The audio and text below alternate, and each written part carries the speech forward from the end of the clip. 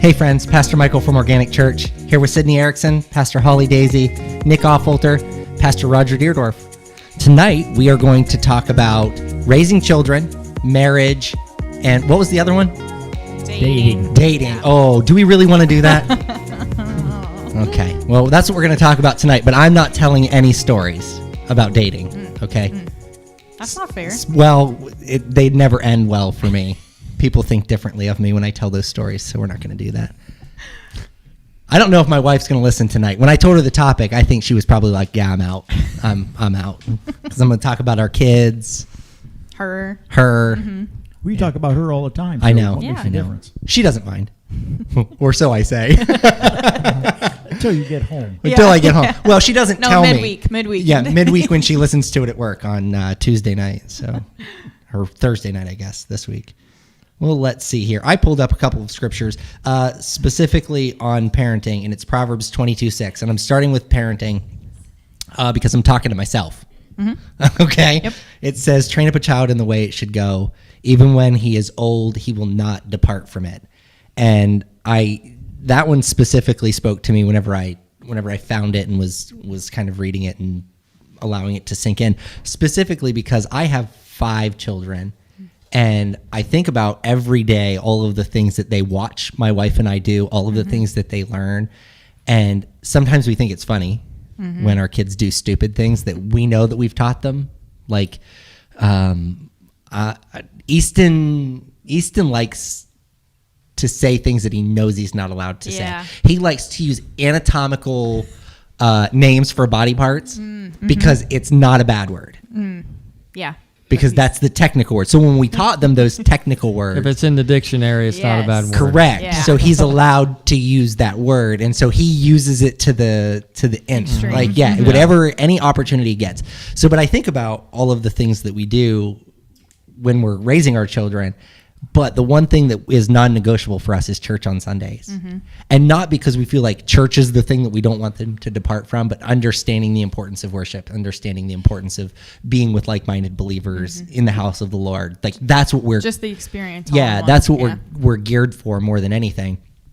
And so I always, like for us, and tithing is non-negotiable for us. Every penny that the kids make, they give 10%. Now, we do that with them about once a year. We make them give the 10%, but we put it aside in their, they have those little green light, or is it green dot? No, it's green light card. So it's fully controlled by the parent. Yeah. But anyhow, but they have a whole giving section. We move their 10% to giving. And then once a year, we'll cash all of those out and we'll write a check to the church. And then you can't technically take the money off of the card to do that. So what we do, unless you give digitally, but what we do is we put it back into what they call our parents' wallet. And then we can sit on it and then just give it back to the kids. But we write the check then to the church. So for whatever their total was. That reminded me, did you see Cassie Brown's post about her daughter's first paycheck? Yes. Yeah, she's probably, 13, 14? And she kind of asked Cassie, like, hey, what's 10% of this amount? And then she was, like, doing dishes, and she didn't really realize it. And then come, I think, Sunday morning, she realized what she was doing. Yeah. Well, that's exactly right. She never taught her. She just, it was instilled in her. Yeah. So, yeah, you see it. It becomes natural. Yeah. I think that's a good one. That's great. As a side note on the little debit card things, if you have small children, you really should get one. I know that sounds crazy, but we can teach our kids how to balance a checkbook. They know when they spend money, when they get money, like they're able to track all of that. And that's a life skill that, guess what? They don't teach you in school. Yeah. I was going to say, they don't teach that in school anymore. They don't. Is that like a certain bank or an No, app? it's an app. Okay. And I think it costs us $3 a month. Oh, yeah. But the interest that our kids have in their savings account, I don't remember what the interest rate is, but it's crazy high for the small amounts that they get. They get $5, $6, $7 a month in interest. So it pays for the app. Yeah. So we're completely okay with. Hey. Like you can't get that at the bank. That's what I'm saying. You can't get that interest rate at the bank. But our kids all have one. And even Adeline has one. And when Alyssa's mom was sick, that's what we did with all of her money. Oh, that's a good idea. We gave her sister the debit card, and like if her sister went out and shopped or whatever, but it was fully controllable. Yeah. So nobody could just go and take money out of her bank. Right. Nobody could spend money that she didn't have. We were able to control every penny that went in and out. And we could actually set it so that it couldn't be spent, let's say, at a gas station, or it couldn't be spent at, like, lots of restrictions. So it's a really great way if you're teaching your kids how to budget and spend money. It's a really fantastic tool to have in your arsenal. Yeah. I don't know that I would say that it's a Christ-centered app, but it is. The fact that it has its own giving portion and it encourages them to give, it tells them it encourages them to give to something. Yeah, that's awesome. So we love it.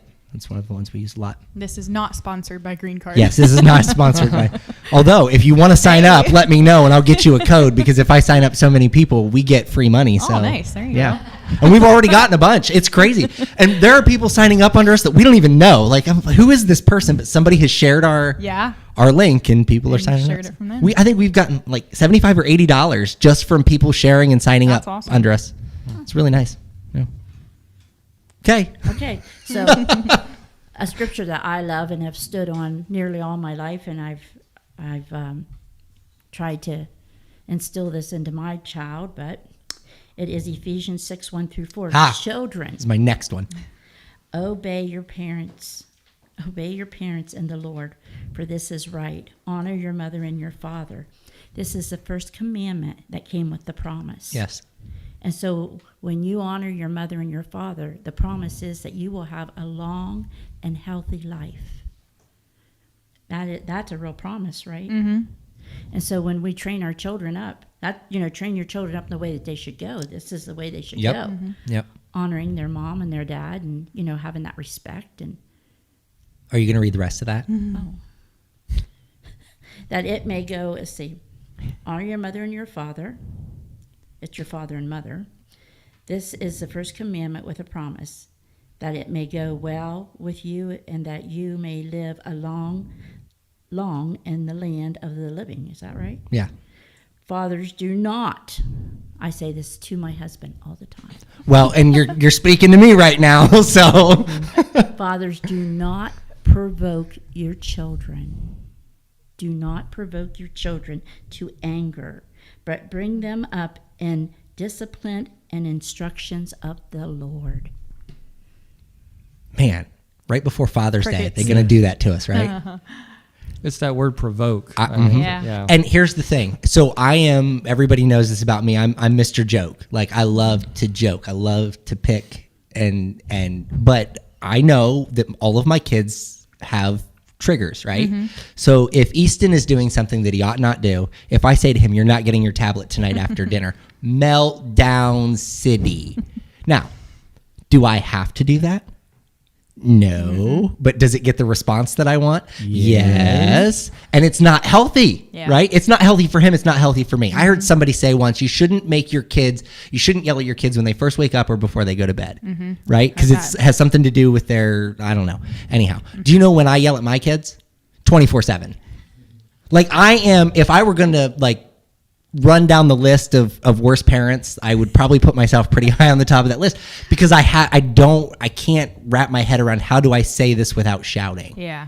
My couch is not for gymnastics.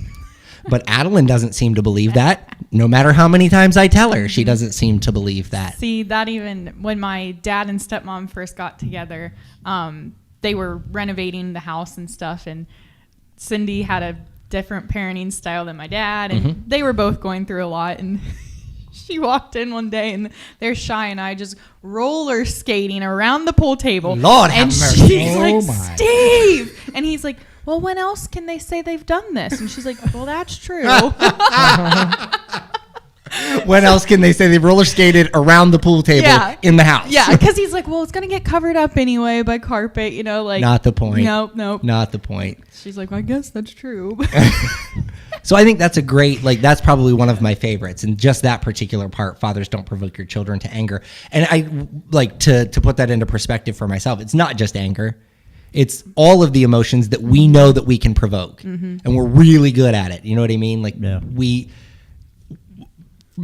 Speaking for myself, my wife is with my kids pretty much all the time, right? So she knows how each of them tick, and she knows how to handle the meltdowns and the certain. Now, when she goes to work at night, she'll go to work tomorrow night, Okay. When she does that and she leaves me with the kids, no. Nah, bro. They know Nah, they know bruh. how to push your buttons Well, too. and they know all- that you're struggling. and they know the rules Yes. are different when dad is home by himself than when mom is home. Like Adeline, she'll do gymnastics on the couch when Alyssa's there. Alyssa's like, I don't really care as long as she's away from me. Like she's not doing it on me. On her, I yeah. don't really care. Yeah. I'm like, if I can hear it from the other room, I'm triggered and yelling. Thumps and stuff. Mm-hmm. Who's flopping on the couch? You're like, who do you think? Yeah. But so it's because of her different parenting style and the fact that she's with them all the time. I have to put myself in check and say, okay, but while I'm not mom, I am dad, and rules are a little bit different for me. I work with adults all day long, right? Yeah. It's different than being around kids Yes. all day long. So the fact that she's not pulling her hair out at any given moment, but then I come home and I'm still trying to be the boss instead of trying to be dad. Yeah. Yeah. That's hard. It's really hard to find that balance. And I've always said, most of you women in the room can probably agree with this. Men need time to transition from work mode to home mode, from home mode to whatever mode. Like we can't move as quickly as you can. So that's why your commute's like a half hour. My commute is 35 minutes. You would think in that 35 minutes that I would be able to transition. My problem is I don't shut down on that 35 minutes. Yeah. That 35 minutes, I'm either making phone calls Yeah. or like You still need to shut down when you open that door. gotta stop. Yeah. Gotta stop. And sometimes that means just, hey, turning on a podcast or Right. turning on an audiobook or Yep. turning on something that's gonna allow me to not try to function or focus on Yeah, work. because you So- haven't really clocked out yet. Right, Yeah. right. And the problem for me is I seldom ever actually clock out. Fun story about parenting. Okay. Must have been, Holly, when did you do your licensing orientation? Was that yesterday? Oh, geez. The 12th. Well, I don't know what today's date is. Today's so- the It's a Monday. 14th. Today's Okay, so it was Monday. Okay, so I walk in the house on Monday, and I called Alyssa and I said, "Hey, I'm going to be on the orientation call with Holly. So just so you know, like I'm not going to call you on my drive home." So I just turned it on, left it on speakerphone, and I drove home. And I get out of the Jeep and I go to walk in the house, and I'm holding my phone. Now my wife has no idea in her mind what's happening while I'm holding my phone. She just assumes I'm carrying my phone in the house, and she decides to tell the kids that they should scare me when I walk in the house. I am thankful that I was on mute when that happened because, and they scared me. So first of all, Right. don't like that because I'm hard to startle. So the fact that they did actually scare me made me mad. Okay. So let's be honest right now. It made me mad. But I yelled, "What are you doing?" And the kids are all like, deer in a headlight, because they thought they were being funny Yeah, because like- that's something I would have done to them. And mom told us to. Right, and that's Easton goes, "Mom told me to," because he knew he was gonna get lit up. Yeah. And Emmett wasn't on the steps with them; he was in the kitchen because he was gonna scare me a second time when I cleared. And he heard me yell at the other kids, and he looked at my wife and goes, "Good thing I wasn't on the steps with them." And it's funny because again, different parenting styles. So like, she knows that I'm the jokester. I should have found that funny, but because first of all they scared me, and second of all they had no idea it was on that call. Right. It wasn't funny to me in Right, that moment, yeah. but it should have been. Yeah. Like Any other time. any other time it would have been, and so I have to put that in check. Like it's not Like that was on you. right. Yeah. Definitely. Yeah. Yeah, and then I have to apologize to him, and I'm really terrible at apologizing. I'll Aren't we tell all, him, no, I'll honestly? tell him I'm Yeah. sorry and give him a hug. You know, Yeah. I shouldn't have yelled, whatever. But then I like have to go extreme, and now everybody's got ice cream, and we're getting a dog, and somehow we ended up with a pony in the backyard. I don't know. That's your gift giving. It is. That is exactly right. That is my love language. So now we give gifts. So, okay. Is that pony's name Pokey? I'll tell you what. You know, Holly, while I appreciate whenever you arrange a great speaker at the church, I would ask that going forward you let them know there will be no more kids in my house. And I know you like to think that there will be, but if you could just, yeah. Somewhere, some way, somehow. You Yeah. never know. I know.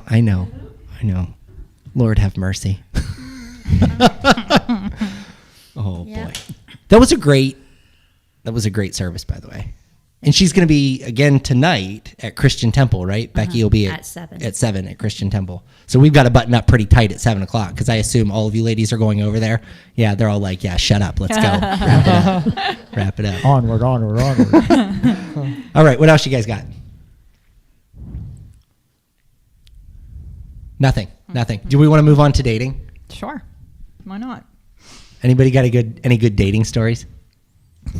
None that we're willing to share? I can't listened to remember. Roger can't remember I that can't long ago. remember. This is totally off topic. But I listened to a podcast today that a lady said she went on 2 dates with a serial killer, but it was before he was a serial killer. I'm Well, like, no. Once a serial killer, always Oh, a serial yeah. killer. Yeah. He just hadn't done anything at that Exactly. point. Like he was Well, already crazy. Well, and she's like standing beside herself, like, oh my gosh, what was going on in his head? This is so off topic, but I mean, she was just thinking the whole time, like, wonder if I was going to be possibly his first victim. Yeah. You know, I'm like, Yeah. "Ugh." But Maybe she drove him to it. Maybe. I know it's only 2 dates, but yeah, you never know. But that might not be off topic because people hook up on the internet. Yes. Yeah. And meet Yes. people Yeah. anywhere, don't know them, scare the bejeebies yeah, out of dating has me. definitely changed a lot Oh, since yes. we were young. So, well, even for Even I feel like me, so I grew up in the era of internet just coming into the house. yeah. Like I didn't grow up. So some of the like my kids right now, they've always had cell phones. They've Yeah. always had like those things have always been in existence. For me, that wasn't the case. We had dial-up internet. You know what I mean? Yes. If you wanted to download a song, AOL. And, yeah, if you wanted to download a song, it took you 4.5 days to download it. And if mom picked up the phone, took start you 20 over. minutes to get on. Yeah, it was awful. But we didn't like ICQ, AIM Messenger, right? Like that's how you talk to other people. And like, what was it? ASL, age, sex, location. Like you wanted to know how old they were, if they were a boy or I a girl, forgot and where about they that. lived. Yeah. Like that was bizarre thinking about it. But now these people hook up. They see each other's faces and they just like, oh yeah, well let's go on a date. I heard a lady say once that she went on a date with somebody. They met on an app. I don't know which app it was, but they met on an app. And he offered to pick her up at her apartment. And she's Nope, like, now nope. listen, I'm not crazy. So I told him no. And I took a bus to meet him. Yeah. And she's like, the date went okay. And I asked him to, if I told him I was going home and he said, hey, I'll drive you. And she said, no, I'll take the bus. He followed the bus to see where she got off. Like this is the stuff that we're putting our kids in right Yeah. now. Yeah. Yeah. So you transition from raising children to now and teaching them the ways of the Lord to like, how do you allow them to date in this crazy, crazy world that we live in? Yeah. It's, My kids, Aaron, well, I shouldn't say all of my kids are not like this, but my oldest 2 boys are kind of getting to that age where they want to date girls. And our rule of thumb is Aaron wasn't allowed to date until he was 16. He's only 15 and a half right now. But even at 16, I don't know that we'll be okay with it. Like we won't let him go on actual dates at that point because he is not mature enough to care for himself, let alone care for a hold relationship. the door and right? yes. So yes. like if you can't clip your fingernails and put on deodorant every morning, you don't know how to care for another person's feelings, Yeah. right? Yeah. Like is that fair? That's fair. Yeah. Okay, Yeah. as a dad, I think that's me doing all of those girls a favor. Right. Because and him, right. Not right now, the way he's looking at it, but yeah. He's not going to see it that way. Yeah. But I No. think that's an important one because one of the scriptures that I had pulled up said something specifically of, hold on, where's it at? Where is it at?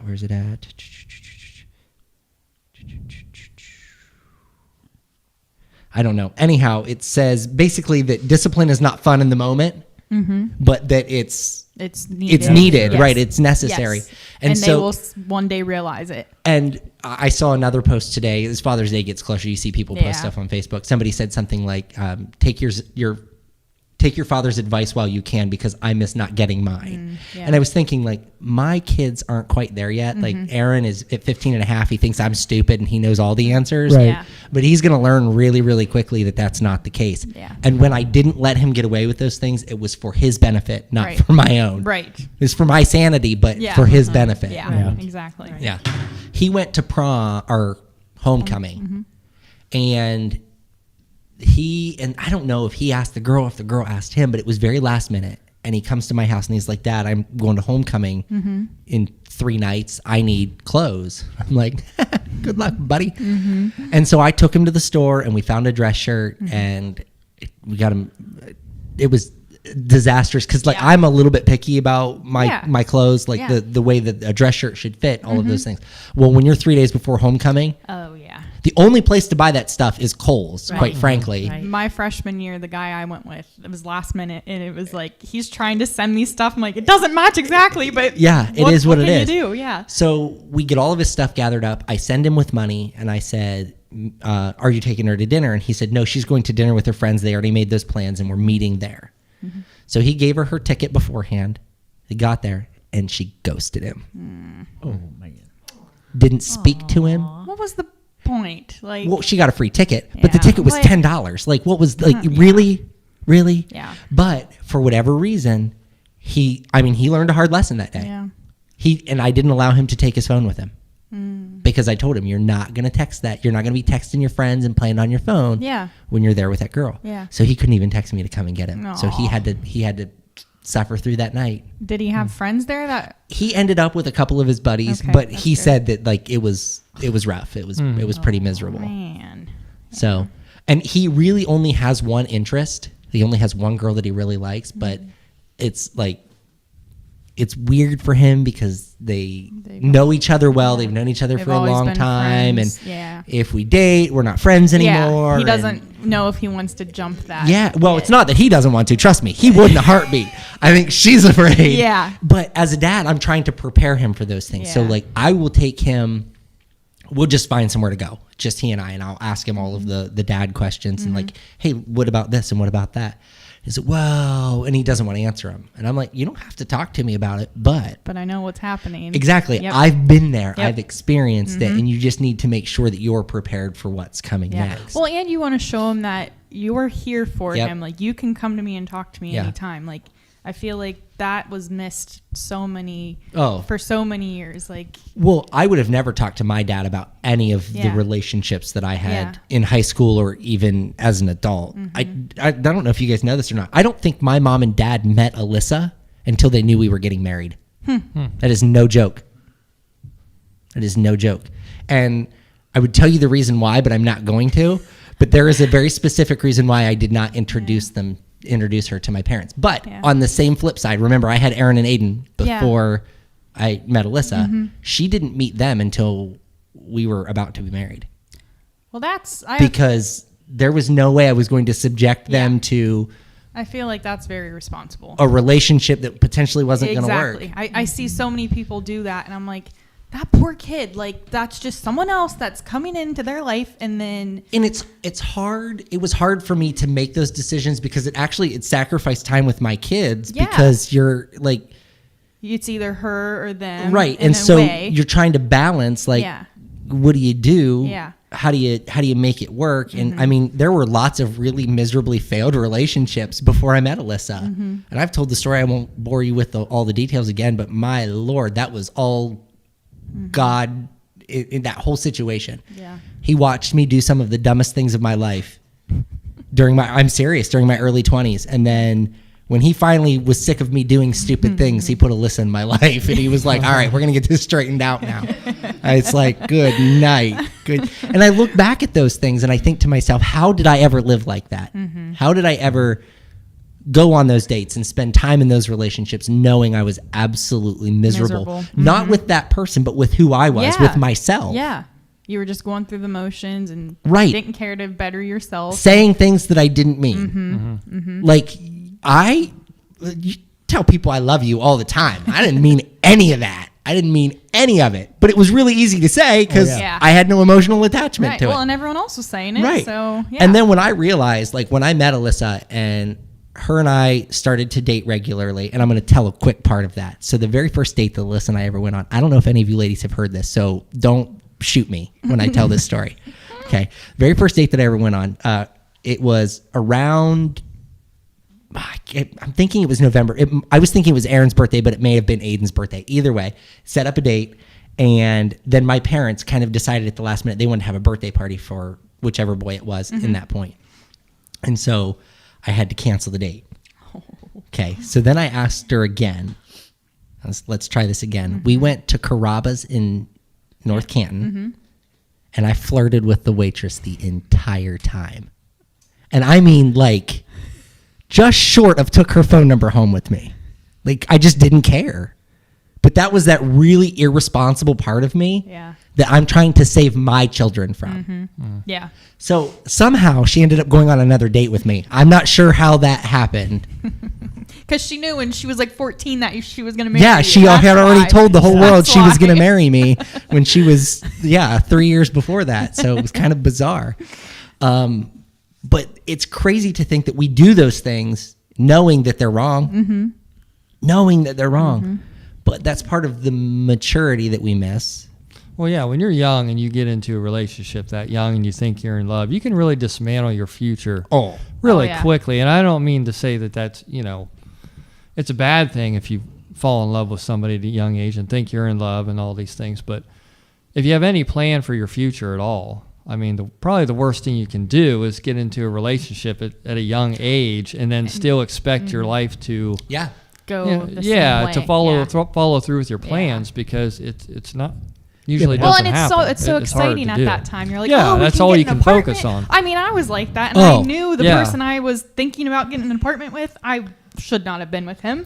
And yet we're talking about an apartment like right after high school. I'm like, what? No. And shortly after, I'm like, oh gosh, what? We broke up, but I'm like, why was I even planning that? We didn't look at anything, but we were talking about it. I'm like, whoa.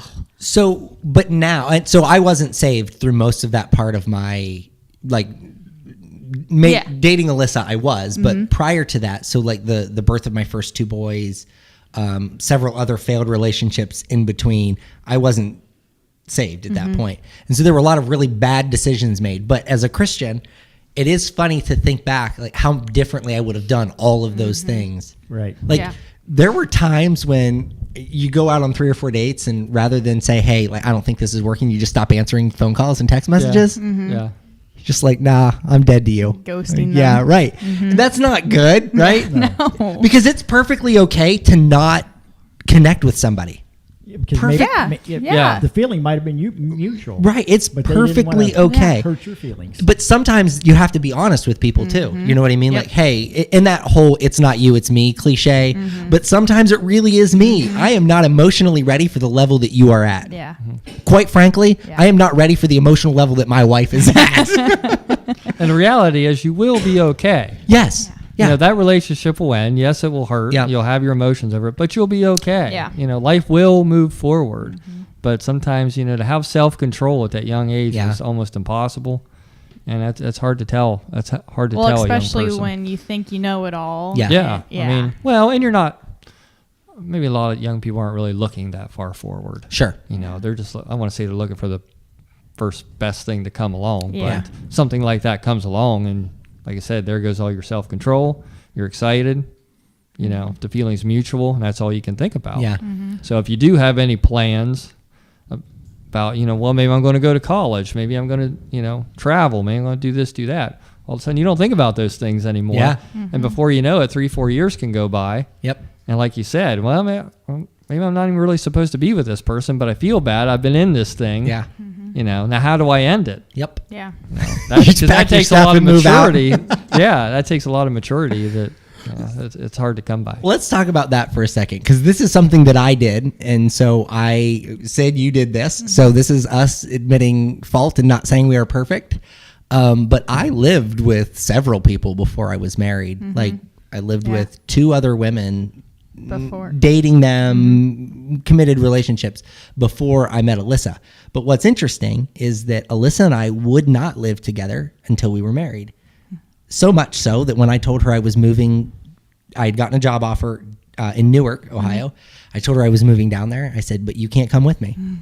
I said, because we're not married, Yeah, and you're there's like, no, I want to do it right. there's this nowhere time. for you to stay Yeah. unless we get married. And so we got married that Sunday after church. It's no joke. We got married that Sunday. Technically, Alyssa and I weren't even dating. We had broken up. We weren't even dating when we got married. Technically. And she moved with me. But again, God had ordained that in such a way that while I was still being stupid, he was still working it out for the good. And what I think is really interesting, because you said, you have plans, like what about if you're going to go to college or whatever? And I'm probably not going to get this exactly right, and I would have to think about it, but I'm pretty sure Alyssa had just graduated college. Like she graduated college before Emmett was born. I'm almost positive of that. And like that was not by chance. That was because that's what she wanted in her life. Do you know what I mean? Like you're making big kid decisions to say, I don't want to raise kids right now. I want a degree. Yeah. Now, what's interesting about that is that my wife has a degree in social work. Do you know how many jobs she's had that use that degree? 0. The answer is a big fat 0. Instead, she became a stay-at-home mom. Yeah.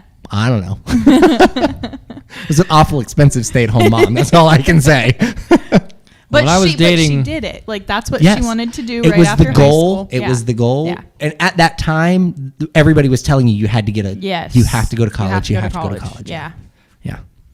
when I was dating my first wife, I took her to Gettysburg.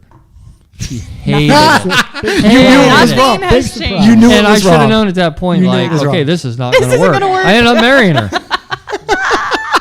You're like, You knew. but, you know, Yeah. you think, oh, you'll overcome it. It'll be all right. Yeah. You know, She'll but, get used to it next time around. but it's almost like if you see yourself on a path and then all of a sudden you're with somebody that's going to take you away from that path, Yeah. you got to make a decision there. Yeah. But a lot of times young love conquers common sense. Yeah. Yeah. It just does. But yeah, so that's kind of Well, don't for you me. kind of think that you get that idea was, I'll change them. Yeah. Oh yeah, you know, we think that all the absolutely, time. absolutely. Yeah. I have a friend that's like that, and I'm like, oh, That no, you ain't will gonna not happen. change them. No, you will not. Well, one thing that I've learned is that, and I think I said this on Sunday, is that if we stop trying to worry about changing other people and change ourselves, then we will be in a much better place. Yeah. Because if I were focused on changing my wife's parenting style, like our kids would run away. Yeah, it'd be pure chaos. It would be chaos in our house all the time. But my wife is so much better at doing what she does that I have to be able to bend and say, okay, Yeah. I don't have this right this time.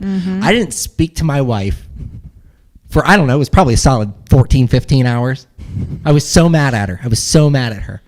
Emmett had built this chair. This just happened the other day. He had gone to summer camp, and it was a construction camp, and they built chairs. And it was 2 boards with a notch cut in it, and it just slid inside of itself. Okay. So Emmett is trying to pick it up, and he smashes his finger.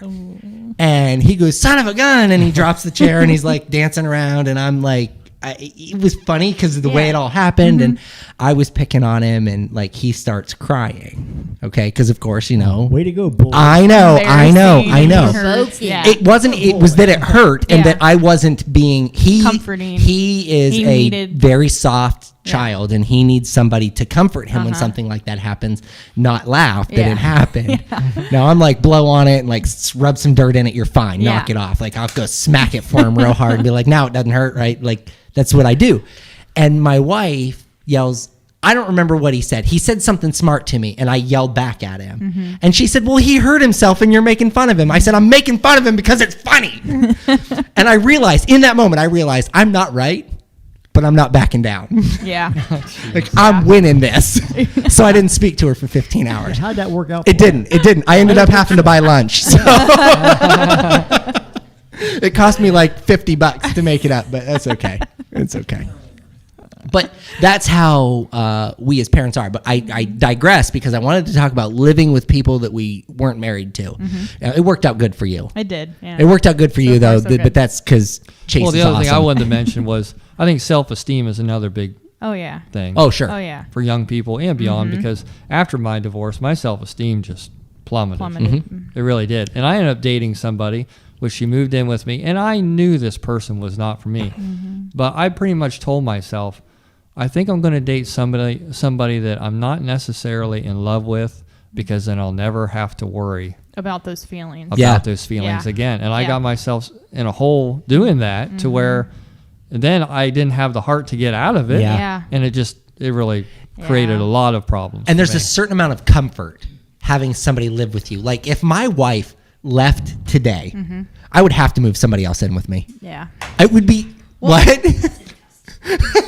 Well, I'm just saying, like, I would have a hard time being alone because I've had somebody with me for so long. We were just talking about this because Chase's brothers, the one lived with him like by himself for a while. The other one just moved home with him, but they were like, he was just saying how lonely it is. Yeah. Like, even just Chase and I could just be sitting there watching TV, not even talking to each other, but at least you have somebody in the house. There to you don't talk even have to if be you in the wanted same to. room as me, just Right. knowing that there's somebody Yeah. else in the house. Yeah. Like, and just so we're clear, if my wife leaves today, I'm going with her. So I don't know where she's trying to go, but she Like, I got my bags ready. Let's go. Where are we going? I told my wife I'm done. That's it for me. So if something happens to this one. You're out of it. You're done. Yeah. That's what I told mine. She says, well, you need to get yourself Yeah, a 20-year-old. I said, I don't have near enough time to teach. Like, now I've been to the mountaintop. There's nothing. There's nothing else. There's yeah, nothing else. and it's I'm not done. worth going through the And emotional. it's funny because when we're younger, we're okay with going to the bar Yeah.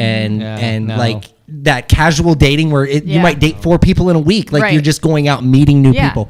And I'm only 36. And if I had to do that again, I would run toothpicks under my fingernails Yeah. before I would go out on dates. Like, way. no way. Yeah. Under any uncertain circumstance am I going Well, to do that. especially now, like I never got on Tinder or anything like that. None but of I'm those. Like, I can't even. The podcast I was listening to, they were saying something about it was much different back with the whole, Yeah. serial killer, and they were talking through like a like broadcasting. But they were saying like, well, there was no Tinder and this and that, and they're like, that world is just terrible, just like the dating game Yeah. and stuff. Just, I'm so thankful I didn't have to go. You know, fun Me fact too. about the dating game. Me I too.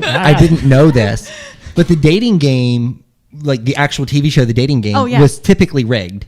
Oh, Did you know that Pee Wee Herman was on there twice? Right, as Pee Wee Herman, not as Paul Rubens, but as Pee Wee Herman.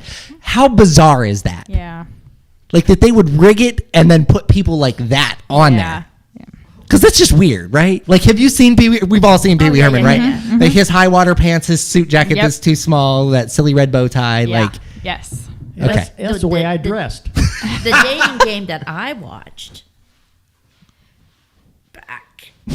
Back into time. back in the day, it was very professional.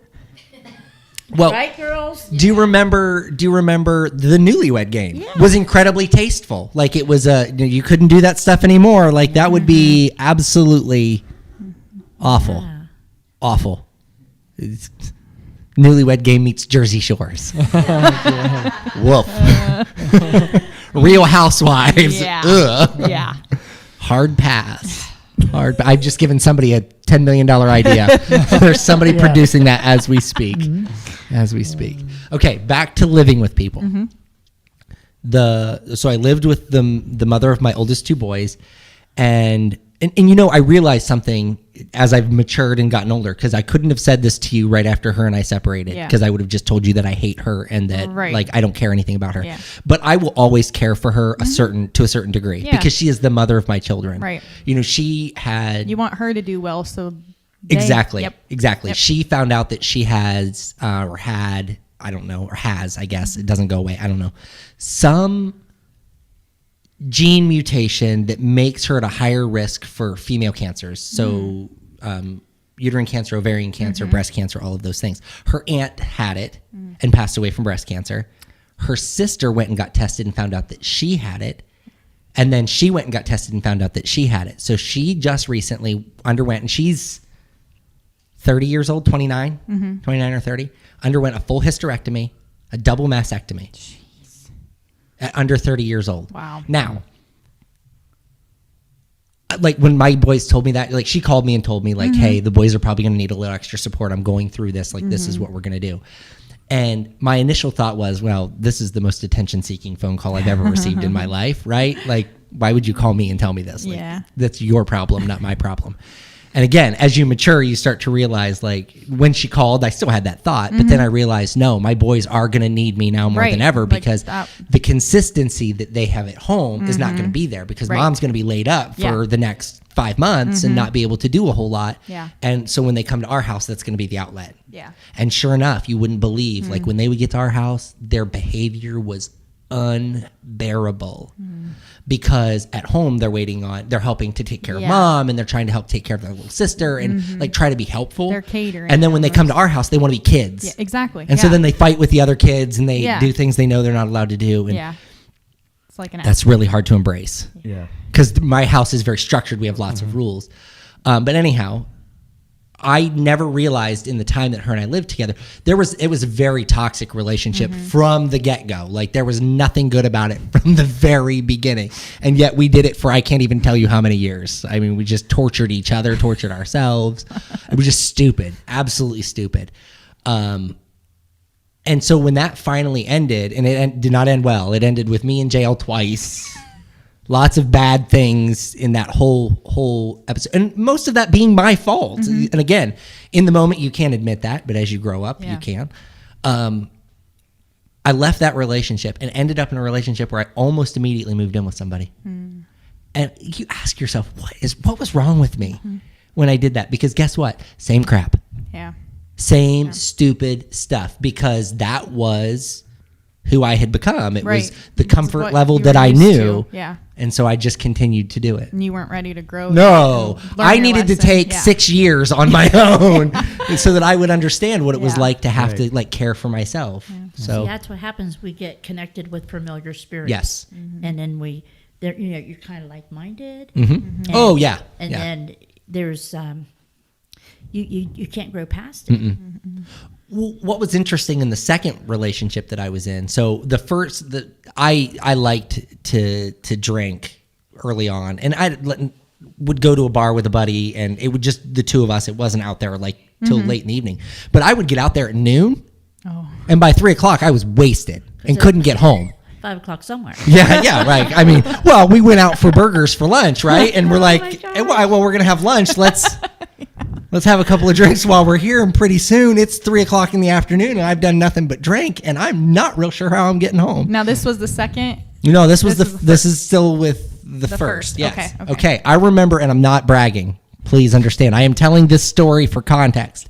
I remember one time that I had gotten so drunk at lunch. I lived in Yerkesville. I was in Tusky. It was it was the Canal House at the time. Oh, yeah. Wings. They did like 12-cent wings on Wednesdays or something stupid like that. So I would go down and we would get wings. I was totally wasted. And I was trying to drive home, and I was driving home with one eye open. Should not have been driving. Was definitely well beyond what should have been there. Driving. I pull into the parking lot of my townhouse, and my car is sideways. Like, I don't know how. It looked like somebody picked it up and sat it in there. There's no way that I could have parked that thing sideways the way that I did. And I'm falling out of this thing. And she is telling the neighbors that I have food poisoning because she didn't want them to know that I had been out drinking and acting stupid. Yeah. Now, somewhere in my body, I want to blame her for all of the things that happened poorly in our relationship. But that definitely didn't help now, did it? Right. But again, when we're dating, when we're young, when we're dumb, we can't always take stock of what we're responsible for and what we contribute to an unhealthy relationship. Yeah. Now, in that time, that's when her and I started coming to church together. That ended very poorly. It went south really quickly, but we tried, right? Yeah. But that was my first adult desire to end up in church. And it wasn't for probably another 2 or 3 years that I was actually able to be here and be healthy.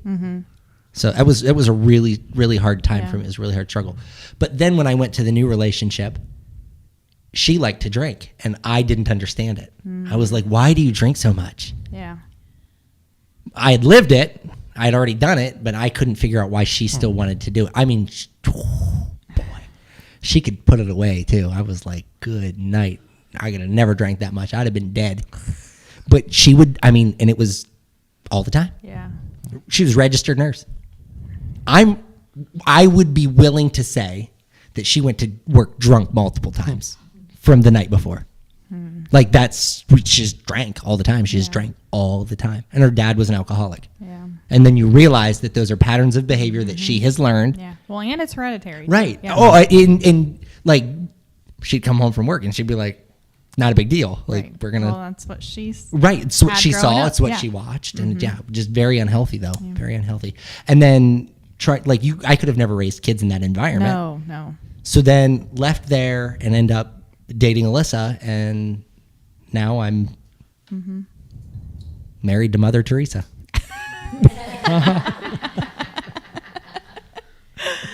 I honestly, I am not joking when I sit here and say, so let's talk about marriage, but I tell you that I am married to the exact woman that I was meant to be married to. I could not have asked for anything better. Yeah. That's right. I'm thankful it was my first marriage, but I wish it would have happened sooner because my life would have been worked out a long time. I'm still working on stuff that I haven't figured out. Like, I know it's wrong. Like, I know that my spending habits are stupid. Amen. Yeah. Okay? Stupid. Stupid. Stupid. And I know it. And my wife, I mean, she has no problem putting it in check. She's like, listen, so Elvis is a hobby, right? Yeah. Hobby. Okay. She's like, listen, when you start making money as Elvis, you can buy another jumpsuit. And I'm like, yes. And so I start counting up the money that I'm making at all of these shows because I have a show booked every month for the next 6 months. And I'm like, so do the math real quick. All right. So I'm going to have about that much money. And I'm always allowed to overspend one show. Okay. So if I've got a show coming up this month, I'm allowed to overspend whatever that show is. The problem is Before you get paid? Before I get paid. So I'm allowed to put that's credit basically. Okay. So my problem is this. I am never going to get out of debt on the crap that I've already bought. Right. Right. So it doesn't matter. So she said to me, I had to order scarves because I have upcoming shows. And so I ordered them and they were $90. You pay for those scarves anyway. I wondered at the last show. You're buying them in gross. Do you know how much I spent almost $100 in scarves on that show? How many scarves? There were about 50 in that one. So I buy them 20 at a time. And I don't remember exactly what I pay for them. But they're shipped from Canada and the shipping kills you. It's $25 to ship them. Yeah. Yeah. And that's about what I pay for one pack of scarves for 20 scarves. Anyhow, long and short of it is that I had to order scarves today. And the upcoming show is a small show. It's a nursing home. So we only charge them about $150. That covers the cost of the scarves, travel time setup, things like that. I don't make money on nursing home shows, but we enjoy doing them. Yeah. So figure I ordered 2 packs of scarves and I spent almost every penny that I'm going to make in that upcoming show just on scarves. That's nuts, right? So I'll never get out of debt. So I'll never be able to buy another jumpsuit. And she knows that. That's why she says it. Like she's like, yeah, sure. As soon as you're out of debt, you can buy another jumpsuit. Knowing darn good and well, ain't never going to happen. Yeah. Ain't never going to happen. What do you do? It'll happen if it's supposed to happen. Well, but what it's done to me though is just like she treats me like a child, which is unfortunate, but it's true. What she's done is she said, okay, if you want another jumpsuit, which you say you do, and I do desperately, I will learn to budget my show money so that I've got something to show for it, right? So like I won't buy any more sound equipment. I won't buy any more tech. I won't buy any of this. I won't buy any of that. I'll learn to live with the stuff that I have instead of going and buying new. Should a wife have to do that? No. Because I should be mature enough to know that that's not what marriage is about. But I'm lucky enough to have a wife that's willing to do that for me. That's right. If it weren't for her, I would be living in a cardboard box under a bridge. Yeah, but you'd have a lot of Elvis suits. But I would have a lot of Elvis stuff. I would be living in a storage shed somewhere. Yeah. I'd be living in a storage shed with all my Elvis stuff hanging up in the storage shed and a dog. Yeah, Because she doesn't and she doesn't want the dog. She doesn't, so the dog gets to go with me. Yeah. Yeah. So guys, I'm just telling both of you right now, if you should be thankful for your wives. I promise you that. I promise you. And I could even say that for Dave, I think. I know he's not here to defend himself, but I mean, my gosh, Holly, you dragged him to church hungover. You dragged him to church, like no matter the case, he didn't get a choice. He was going to church. Right. Right? Right. And man got saved. He got saved. The man got saved from 1 week to the next, right? From one hangover to a drunk. From a communion to a communion. Yeah, there you go. There you go. He got saved. And there's a new statistic floating around that I saw that it's like 97% now if that guy. And again, I think the wording is different in that one versus the Yeah. one that I use. But if dad goes to church 97% of the time, the rest of the family will come. But I think the one that I have is get saved. So it's like 70%. I saw it today. It said 91. Maybe that was it. Yeah. But I think that just goes to church. I think so too. So 91. I think so. If dad goes to church, there's a 91% probability that the rest of the family will follow. Yeah. Mine is 70%, 72%, something like that. If dad gets saved, the rest of the family will get saved as well. So it's kind of cool to see the disparity in that. Yeah, Because we were really. just talking about how some of us like to just come to church. We don't get excited about being in right. church. Right. So that's a great point there. And we are going to cover that on another podcast topic. But I don't remember where I was going with it. Yep. Squirrel. So what do we tell all these young kids then? Just don't do it. Just say no. Yeah. Old Nancy Anytime Reagan. You're thinking yes, just Say no. I think the point behind all of this is, and for every young person listening, they need to hear these words and actually heed them, is you don't always have to be in a relationship. That's right. It is okay to be alone. And you can Figure have yourself out. Right. Have lots of friends, have lots of friend groups, and they don't have to be like, oh, if I'm going out with this person, we all have to go together. Yeah. Have multiple friend groups because that's where you will grow. Seriously. I found very early on in life that my theater friends are not the same as my work friends. Yeah. Yep. My work friends are not the same as my church friends. My senior year, I played tennis and I had tennis friends, and then I bowled, and then I had my bowling friends, and there's such a different community compared to what volleyball, but I was so thankful that I did it because it just branched me, and I still talk to some of them to this day. So I have 3 core groups. So we have our church young adult group. Absolutely love all of those people. And we come together and we laugh and carry on and have a really great time. But there's a different element inside of that group than there is with, say, my work group. So I've got close colleagues that I work with every day, and we are close. Like, we go to lunch together and we talk about life, and they know my life, I know their life. But there are things that I will share with my young adults that I would never share with those colleagues. And there are things that I would share with those colleagues that I would never share with young adults. Right. And then you get outside of that, and then you move into like my theater group. So being part of the little theater. Yeah. They're a very different group of people than everybody else, and they know nothing about my life. They know what they see on stage. But you guys share an interest. But we share an interest, and so we can have that commonality. But because I know we don't agree on most things, like most social issues, I don't share that side of myself with them. And that's okay. Exactly. You don't have, not everybody needs to know every intimate detail about your life. Yep. Unless, of course, you're on this podcast. And then we just share everything. But it is really important to understand that, like, every time you start dating somebody new, they don't need to know your deepest, darkest secrets. No. Because if that relationship fails, they have a lot of ammo. Also, another really important thing to share with everybody, I don't care if you're 50 or 5, you need to hear this. Everything you put on the internet lives there forever. If you send it in a Snapchat, somebody else is going to get it. It doesn't especially matter. Snapchat, because they're like, oh, well, when I send it, it's gone. No, it is not. No, they can take a screenshot. Exactly. Yes, you get a notification, but what are you going to do about it? And like the officials can go into the Snapchat and still retrieve it. Yeah, Like it never goes away. No. That's an important, like, we didn't have that growing up. Right? Yeah, right. Because like, I did stupid stuff growing up, right? But now the kids have, like, they have a different level of accountability now. Yeah. Like, you can't do that stuff. Aaron, I tell him all the time, I'm like, Aaron, please, whatever you do, don't do anything stupid on your phone. And he's like, Dad, I'm not gonna. I'm like, yes, you are. Eventually, something stupid is going to happen, and just please tell me when you do it so that we can handle it right away. Yeah. Because the last thing you want is for that to become who you are. Right. Yeah. That's everybody in school knows that you did or said something really, really dumb. Like you need to be really, really smart about what you share with other people. And his friends groups are the same way. He has cross country and track. And it's funny, he has some of that is blended because the cross kids run track too. Yeah. But there's still a very big difference in those two groups. So he's really good at cross. Aaron can run cross, open distance really well. Hills. But you put him in track and he just bombs. And part of it is because he doesn't enjoy running track. He doesn't enjoy running in a circle. Yeah. He wants to run trails and right. Yeah.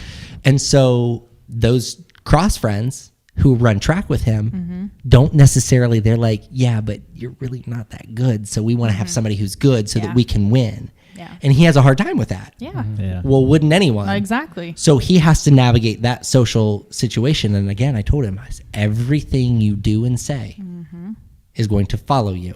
Yep. So be smart about it. Yes, it sucks. It doesn't feel good. It's not fun to not be chosen every time. Yeah. Find another hobby. Yeah. That's right. When they're doing track, you don't want to run track? Fine. Yeah. Go make a movie. You know what I mean? Like he's in a film study group. Yeah. Like find something that He's you are talented interested at in that. Yeah. and go do that. Do graphic design a website. He designed a website just of me. It was he had to do well. The first picture on there is the picture of me in my Elvis jumpsuit behind the pulpit from the Times Reporter. he had to do it for class, and so he did this funny, but to show that he was able to code. Yeah.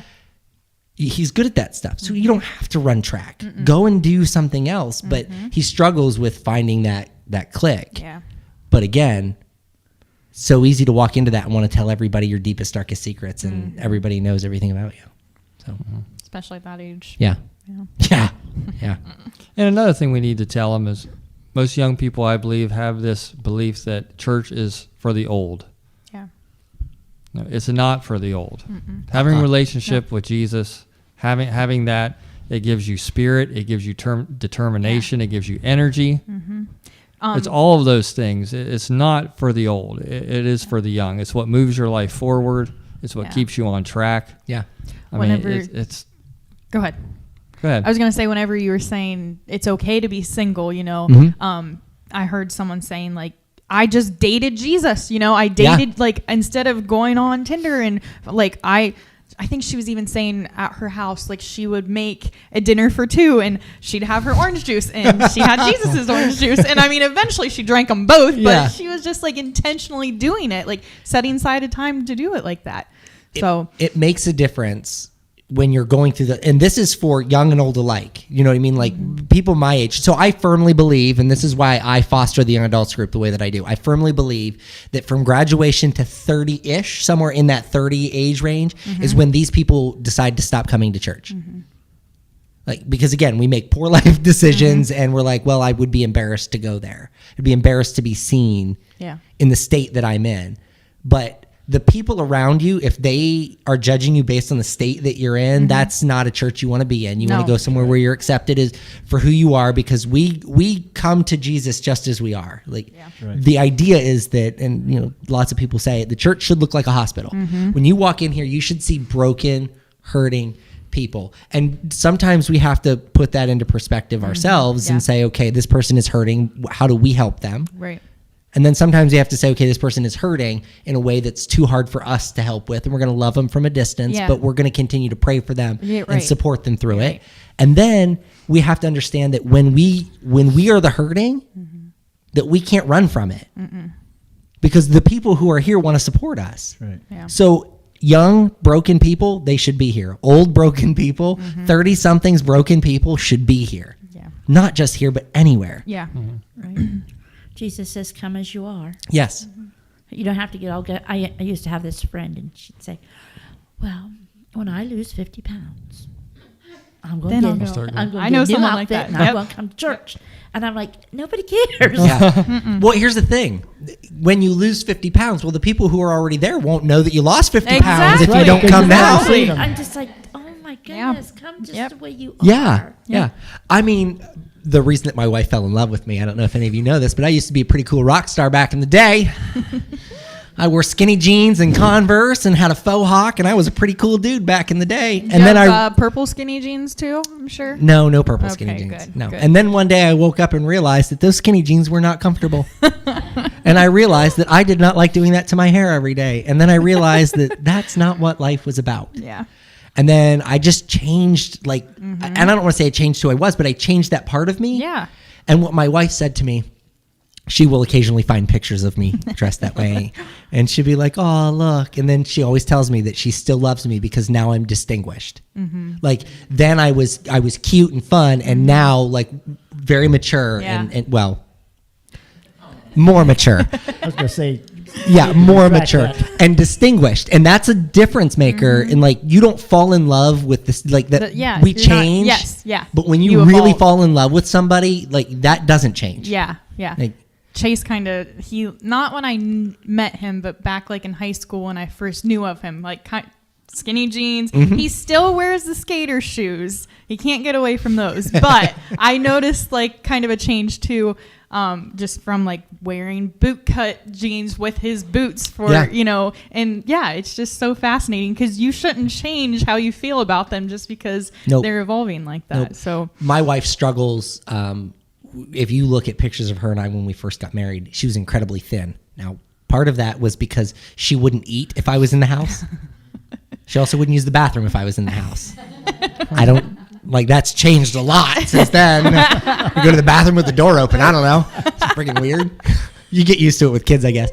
But she's always worried about the fact that she's gained weight. And I always tell her, but you've had 3 children. Right. That's right. Right. And it's not like you. The fact remains and the fact remains that like it doesn't make her any less attractive to me. Yeah. And not, because I was never attracted to her weight. I was always attracted to the person that she was, What's how inside. she cared for me, how she cared for the people around her.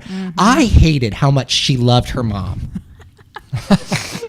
It drove me nuts. But that was the kind of person I wanted to marry, right? Because as much as she loves her mom, she loves my mom. Right. And it's just the kind of person that she is. She's a very caring person. Yeah. Now, don't get me wrong. My wife and I get a good laugh every once in a while at somebody's stupid antics. But like that's what I'm in love with, not the way that she looks. Yeah. And that's another important part of, you talk about dating and marriage and raising children. You've got to teach kids to not worry about what other people look like or how they act. Autism is a big deal right now. Disabilities. I have 2 nephews on the spectrum. My kids don't treat them any different.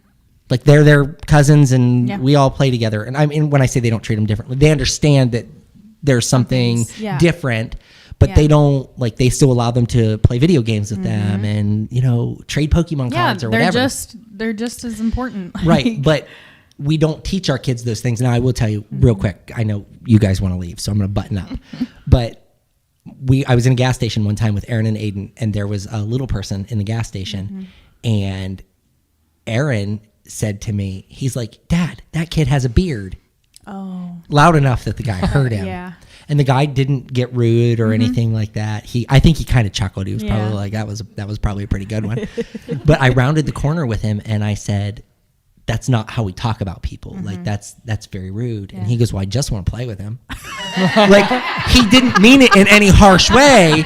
He's like, "I like his beard. Yeah, He's pretty cool." But I was so worried about the offense that guy could potentially pick up that I felt like I needed to correct the situation. Well, and coming from, I have a family member who was born with a disability, and I don't think she'll care for me to say this, but my cousin Kinsey, her leg, it's shorter than the other one. And my Aunt Tanya always talks about I just wish, because they'll be in airports or everybody Disneyland stares. and everyone stares, and she's like, she'll post or she'll share those things all the time on Facebook that say, "Come up to us and ask us." We'd love to tell you. Because it used to be for so long, don't stare. Yeah. But it's like, hey, tell me about that. Yeah. Just changing the stigma for yeah, that. because once we learn about those things, it makes it easier to process. And I think it's like 1 in every 18,000 babies are born with it. Like it's super rare. Yeah. So you don't see it a lot, but I mean. Yeah. So button it down. We don't. Well, I don't remember all the points we made. Just rewind it and listen to them, folks. Yeah. Jeez. But as I was saying, we need to make sure that we are looking at people. We're not marrying for looks. Yeah, We're not dating for looks. We're finding people that we want to be in good healthy relationship with, and make sure that we are well paired and well connected, rather than worrying about the superficial. Yeah. Because you'll. Sorry, I was just going to say you're going to be living with them for the rest of your life. That is the ultimate goal. Yeah. And if you're not, if both of you can't discuss God, yes, then it has to be Christ-centered, Yes, no matter what. And makes a huge difference. it does, because when I realized all of those things, like Alyssa and I had a Christ-centered relationship. You're not moving in with me until we're married. None of these things are going to happen. Sounds weird, but it makes a difference. And I'm telling you, and it worked. And it's still working. Right. Yeah. And even when we don't agree, it still works. We're still able to have those conversations. Yeah. So this is what I have prayed my whole married life, and it is Ephesians 5:28, that in the same way that my husband would love me the way Christ loves the church. Yeah. And so as a young person, That's what to pray. Well, and if you don't know how Christ loved the church because you're not attending a church or you're not Christ-centered, you're going to go for anything. Right. You will take whatever shiny thing comes across your plate. Yep. Right, and I've always prayed that Dave and I would run together, not one ahead and one behind, but we'd be together in this walk with Christ. Yep. Because that's important too. Because Absolutely. you don't want to be unequally yoked. Yes. Because then you're headed for disaster. Absolutely. Train wreck. Well, and most of us have lived those. Yep. Most of us have seen them. Right, So. and a house divided won't stand. Yep. It's funny because Alyssa and I definitely don't see everything the same way. Yeah. But we are not divided by any stretch of the imagination because we will come to the table and let's have this conversation. Like even when I know I'm wrong, I still make her tell me I'm wrong. I do because it's important for her to be able to tell me that and not feel like she has to keep it in. It's also important for me to be able to say, while I understand that you feel like you're right on this is my perspective. That healthy conversation will go a long way in a marriage, a long way. Well, like Dave and I, we're from different ends of the spectrum. Yeah. But we are a good balance. Yep. Yeah. I balance him and he balances me. Yeah, he'll tell you whenever you're going way out in left field. Come back. Yeah, right. Yeah, it's important. And I do the same to him. Yeah, it's super important. I mean, it really, really is. Yeah, you tell him, hey, don't back that tractor off the truck. Don't do that. Don't do it, whether he listens or not. Right. Well, he tells me that's the first time he never listened to Holy Spirit. Oh, goodness gracious. Well, I'll tell you what. Let's go ahead and pray ourselves out tonight because I know you guys have some places to be. So we'll be back next week and we'll get to chat again. Next week, we are going to talk about how did we word that? What's your expectancy of church? Yes. So come expecting. Come expecting. So because, and I want to just preface that the reason that we're having this conversation is we realized in that meeting with Becky how little on Sunday mornings we come to church expecting. We come because it's checking the box. Yeah. We went to church on Sunday morning. Yeah. But I'm telling you, whenever we come expecting, big things happen. How many people were here Wednesday night or Sunday night? I'm sorry. 50? Over 50? I had 48 of the adults, and I didn't give Dave a ticket. I didn't give you. See, a it was ticket. over 50. Yeah, I would there. say there was over 50, and the only kid that it was included in that count as far as the ticket goes is Lizzie. But Okay. I didn't give to any So there were over 50 there was people in the over building. 50. And those folks came expecting. They did. And the people who were sitting that were like, oh, I'm not going to get involved. Guess what? Surprise! They got involved. Because once God showed up, once he was like, Was he was moving. rocking and rolling, like everybody was. At one point, there were just like, I don't know if somebody dropped a bomb in the middle of the floor, but there were chairs everywhere. Like they were from one side of the building to the other in no particular order. So, yeah. But, okay. So we're going to talk about coming expecting next week. So what to expect whenever you show up for church. All right. Okay. Pastor Roger, have you, I don't know who's prayed last. It feels like it's been an eternity. Well, I don't know. Well, we'll let you. We're gonna give Roger permission to pray tonight. Gee, thank you. Let's bow our heads. Heavenly Father, we do thank you, Lord, for this day. Lord, we just ask that you would just take and open the young people's ears and their eyes, Lord, and let them see the right person for them, Lord. And when they date, Lord, let them have a good time, but have a time with you also, Lord. And we just thank you for this podcast, Lord. We thank you for each person out there that's listening. And Lord, we just ask you to take and be with them, watch over them, and keep them safe. And the young people, be with them, Lord, because they got a rough road ahead of them. And they need you in their heart. We just thank you for that, Lord. We just ask us all in Jesus' most precious name.